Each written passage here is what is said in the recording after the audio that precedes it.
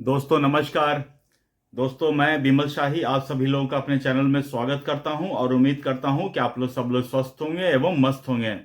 सभी राष्ट्रवादियों और सनातनियों से ये निवेदन रहेगा कि आप लोग मेरे चैनल को सब्सक्राइब कर लीजिए और वीडियो को लाइक एवं शेयर भी कीजिए। दोस्तों आज हम लोग बात करने वाले हैं सुप्रीम कोर्ट और चुनाव आयोग में जो एक सुनवाई चल रहा है बिहार एसआईआर को लेकर। उसके बाद जो है चुनाव आयोग ने सुप्रीम कोर्ट में एक हलफनामा दायर किया है और इस हलफनामे को अगर आप देखेंगे तो इसमें चुनाव आयोग ने सुप्रीम कोर्ट को स्पष्ट कह दिया है कि एसआईआर करवाना ये चुनाव आयोग का विशेषाधिकार है और वो किसी भी स्टेट में जब चाहे तब एसआईआर करवा सकता है। इसमें सुप्रीम कोर्ट हमें ये न बताए कि हमें एसआईआर कैसे करना है। ये हमारे अधिकार क्षेत्रों में हस्तक्षेप जैसा होगा। ये पूरा बात जो है चुनाव आयोग ने एक हलफनामा दायर करके सुप्रीम कोर्ट में कहा है। तो समझने का कोशिश करते हैं कि सुप्रीम कोर्ट ने ऐसा क्या कह दिया है जिसको लेकर चुनाव आयोग ने सुप्रीम कोर्ट में अपना ऐसा स्ट्रांग पक्ष रखा है। दोस्तों जब बिहार एसआईआर प्रक्रिया चालू हुई थी तभी जो है सभी विपक्षी दल सुप्रीम कोर्ट पहुंच गए थे कि इस प्रोसेस को रोक दिया जाए या तो फिर स्टे दे दिया जाए। लेकिन और उसमें क्या था कि चुनाव आयोग ने एसआईआर के लिए ये कह रखा था कि लिस्ट ऑफ डॉक्यूमेंट था कि इतने लिस्ट ऑफ डॉक्यूमेंट हैं तो ही आपको नागरिक माना जाएगा और इतने डॉक्यूमेंट हैं तो आपका नाम जो है लिस्ट में ऐड किया जाएगा। अगर इसमें से कोई डॉक्यूमेंट नहीं है तो आपका नाम लिस्ट में ऐड नहीं किया जाएगा। तो सुप्रीम कोर्ट जो है, अब जैसा कि अपने आप को सुप्रीम समझते हैं, उन्होंने पहले चुनाव आयोग को सुझाव दिया कि हमारी सुझाव मानिए, voter ID card, ration card और आधार कार्ड को भी लिस्ट ऑफ डॉक्यूमेंट में ऐड कीजिए। आप जो डॉक्यूमेंट मांग रहे हैं ये इतने सारे डॉक्यूमेंट शायद लोगों के पास नहीं है। और यही चीज बिहार के जितने भी अपोजिशन दल के नेता हैं उनके वकील का भी यही कहना था कि इतने डॉक्यूमेंट जो मांग रहे हैं बिहार के लोगों के पास उतने डॉक्यूमेंट नहीं हैं। और सुप्रीम कोर्ट ने भी यही चीज कहा कि आप जो डॉक्यूमेंट मांग रहे हैं ये शायद मेरे पास भी उतने सारे डॉक्यूमेंट नहीं हैं। उसके बाद सुप्रीम कोर्ट ने पहले तो दिया सुझाव, उसके बाद सुप्रीम कोर्ट ने दे दिया आदेश कि आपको आधार कार्ड को भी इसमें ऐड करना पड़ेगा।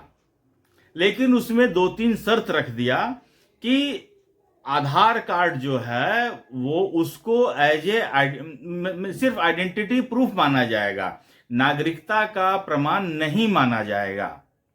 और उसके बाद ये भी कहा कि in case of any dispute, किसी भी डिस्प्यूट का जो मसला अगर होता है, मामला आता है, तो अंतिम फैसला चुनाव आयोग का ही होगा। उसके बाद दोस्तों इस देश की जो एक मीडिया है, सोरस गैंग वाले मीडिया हैं, एनजीओ वाले मीडिया हैं, उन्होंने इसको लेकर एक ऐसा प्रचार करना शुरू किया है कि जैसे ये चुनाव आयोग की बहुत बड़ी हार हो गई है। और अब चुनाव आयोग जो है पूरे देश भर में एसआईआर करने जा रहा है। इसके लिए उन्होंने 1 जनवरी 2026 का जो है कट ऑफ डेट भी रख दिया है। उसके बाद दोस्तों 2026 में भी बहुत सारे स्टेट में चुनाव हैं। तो चुनाव आयोग चाह रहा है कि उस स्टेट में भी चुनाव होने से पहले एसआईआर की प्रक्रिया पूरा कंप्लीट कर लिया जाए। उसी बीच उन्होंने चुनाव आयोग ने सुप्रीम कोर्ट में भी हलफनामा दाखिल कर दिया।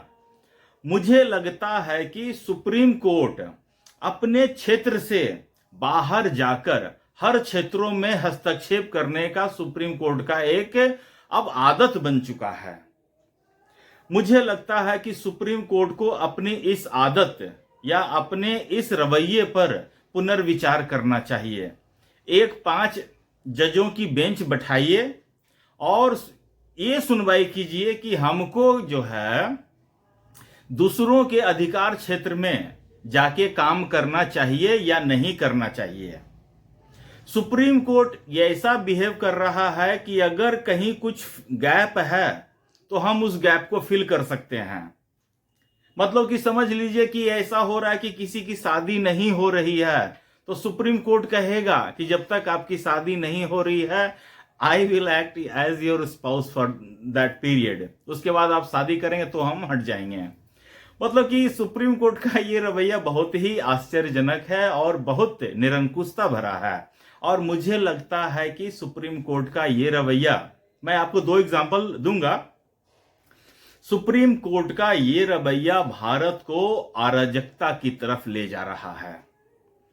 मैं आपको बताता हूं 2 एग्जांपल। पहला एग्जांपल आप लीजिए तीस्ता सितलवाड़ का।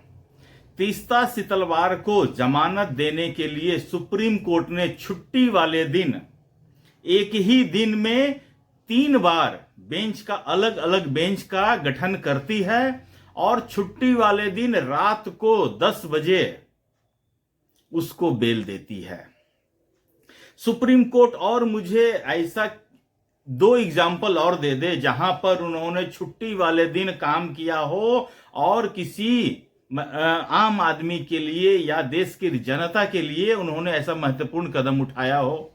ऐसा एक एग्जाम्पल सुप्रीम कोर्ट दे दे। तो सुप्रीम कोर्ट ये बिहेवियर क्यों दिखा रहा है? सुप्रीम कोर्ट इस देश का कोर्ट है, सुप्रीम कोर्ट एक पर्टिकुलर कम्युनिटी के लिए नहीं है। और अगर ऐसा है तो सुप्रीम कोर्ट अपने ऊपर लिख ले नाम में, ताकि लोगों को क्लियरिटी रहे।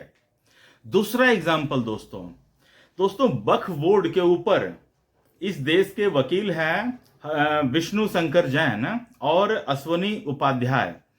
वक्फ बोर्ड को खत्म करने के लिए वो सुप्रीम कोर्ट गए कि इस कानून की, वक्फ बोर्ड की इस देश में जरूरत नहीं है, इसको खत्म किया जाए।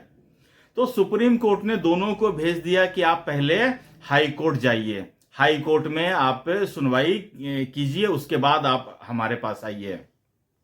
लेकिन जब देश की संसद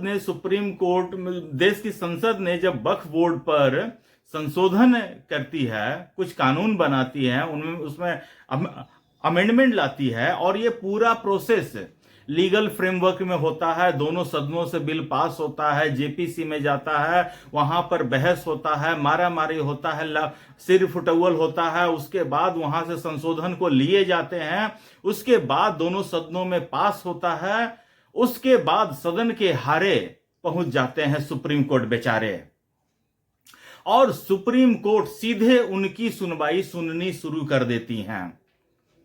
तो ये सुप्रीम कोर्ट उस समय क्यों नहीं कहा इनको कि आप जाइए हाई कोर्ट? नहीं, सुप्रीम कोर्ट इस देश में अपनी मर्जी थोपना चाहता है। सुप्रीम कोर्ट ये बताना चाहता है कि इस देश में एक सेक्शन जो है वो दोयम दर्जे के नागरिक हैं, उनके साथ हम जैसा मर्जी वैसा व्यवहार कर सकते हैं। और ये चीज जब उस दोयम दर्जे नागरिक, उबाल तो आ ही रहा है, जिस दिन ये उबाल ज्यादा आ जाएगा हो सकता है इस देश में अराजकता की स्थिति आ जाए, और सुप्रीम कोर्ट इसमें आग में घी डालने का काम कर रहा है।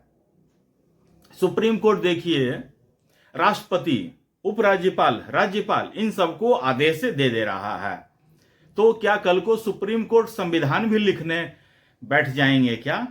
कलम कागज तो उनके पास रहता ही है, 5 जन की कमेटी बनाएंगे और संविधान लिखने बैठ जाएंगे, पुनः संविधान हम लिखते हैं। तो सुप्रीम कोर्ट को अपना जो दायरा है विद इन द फ्रेमवर्क है, हर किसी के लिए फ्रेमवर्क डिसाइडेड है, तो बाउंड्री में रहकर सुप्रीम कोर्ट को काम करना चाहिए। बाउंड्री से बॉल बाहर जाएगा तो आउट माना जाएगा। लेकिन सुप्रीम कोर्ट हर बार ऐसा कर रहा है कि बॉल बाहर जा रहा है और सुप्रीम कोर्ट बाहर जाके फिर उसको खेलने का प्रयास कर रही है। ये बिल्कुल सरासर गलत है और चुनाव आयोग ने सुप्रीम कोर्ट में हलफनामा दायर करके ये मैसेज दे दिया है। और भी इस देश में बहुत पहले भी इंदिरा गांधी ने भी पहले एक बार कहा था कि इस देश की राजनीति को कैसे चलाना है ये सुप्रीम कोर्ट के जज डिसाइड नहीं कर सकते हैं। तो मुझे लगता है कि इंदिरा गांधी ने आज के संदर्भ में बिल्कुल सही कहा था। और सुप्रीम कोर्ट का अपना एक विवेक होता है, अपना विवेक अपने जो उनका सब्जेक्ट है उसमें दिखाएं कि न्याय प्रणाली में सुधार कैसे किया जा सकता है, लोगों को with in the time frame न्याय कैसे मिल सकता है। सुप्रीम कोर्ट का आज तक अपने न्याय व्यवस्था में सुधार लाने के लिए कोई भी प्रयास करते हुए सकारात्मक चीज मुझे तो कम से कम नहीं दिखा है। और अगर सुप्रीम कोर्ट ने किया है तो लोगों को बताए कि उन्होंने क्या किया है और उसका आउटपुट क्या आया है। क्या सुप्रीम कोर्ट यह कह सकता है कि हमने अपने जितने भी न्यायालय हैं, सुप्रीम कोर्ट है, हाई कोर्ट है, लोअर कोर्ट है, सेशन कोर्ट है, जितने भी कोर्ट हैं, सुप्रीम कोर्ट क्या यह कह सकता है कि हमने भ्रष्टाचार खत्म कर दिया है? सुप्रीम कोर्ट श्वेत पत्र में जारी कर दे तो सुप्रीम कोर्ट के ऊपर बहुत सारे सवाल घिरे हैं और सुप्रीम कोर्ट और अपने को उन सवालों में और उलझाए रखना चाह रही है, जो कि इस देश के न्याय व्यवस्था के लिए ठीक नहीं है। दोस्तों, मुझे आज के लिए इतना ही अपडेट देना था। आप लोग अपना ख्याल रखिए, स्वस्थ रहिए, मस्त रहिए। तब तक ले नमस्कार, बाय।